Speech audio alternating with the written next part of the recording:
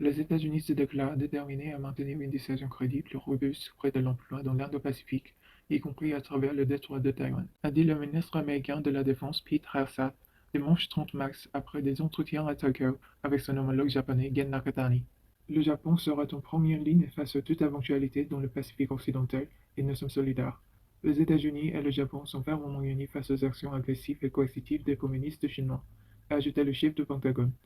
C'est pourquoi le ministre Nakatani et moi-même avons évoqué aujourd'hui la situation sécuritaire critique et urgente autour du Japon et discuté des mesures à prendre pour y remédier, a encore indiqué Pete Hegseth à la presse. Avec des incursions aériennes quasi quotidiennes, Pékin a intensifié sa pression militaire ces dernières années autour de Taïwan, une île gouvernée de facto de façon autonome mais dont la Chine populaire revendique la souveraineté et n'exclut pas d'en prendre le contrôle par la force. Les réunions d'aujourd'hui ont confirmé la force extraordinaire de l'alliance américano-japonaise. Il est clair pour moi que notre alliance est la pierre angulaire de la paix et de la sécurité dans la région Asie-Pacifique, a insisté M. Haksat. Le Japon reste très dépendant des États-Unis pour sa sécurité. 54 000 militaires américains sont stationnés dans l'archipel, principalement à Okinawa, à l'est de Taïwan.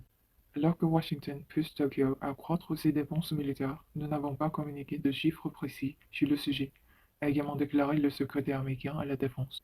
Abandonnant son strict positionnement pacifiste, Tucker s'efforce de se doter de capacités de contre-attaque et de doubler ses dépenses militaires pour atteindre 2% du PIB, mais son allié américain pourrait lui demander d'aller au-delà.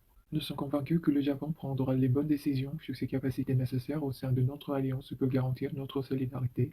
Le Japon a été un allié modèle, nous n'avons aucun doute que cela continuera, mais nous reconnaissons ensemble qu'il faut que chacun en fasse davantage, a enfin déclaré M. Hegseth. Cependant, l'administration Trump est engagée dans une campagne de réduction des coûts et pourrait remettre en cause le projet d'installer un nouveau quartier général dans l'archipel. Nous avons un accord intéressant avec le Japon, répète Donald Trump. Nous devons le protéger, mais nous ne sommes pas tenus de nous protéger. Du coup, le scénario le plus pessimiste élaboré à Tokyo est un rapprochement entre les États-Unis et la Chine, où les intérêts des alliés des Américains et de Taïwan seraient sacrifiés.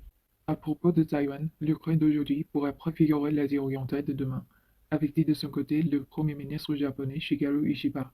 Plus tôt cette semaine, le ministre américain a entamé sa tournée en Asie par une visite à Manille, où il a estimé vendredi 28 mars que les États-Unis et Philippines devaient se serrer les coudes face aux menaces que font peser les Chinois communistes. Les gardes-côtes chinois ont fréquemment des altercations avec leurs homologues philippins, Pékin revendiquant une grande partie des îles et récifs de la mer de Chine méridionale.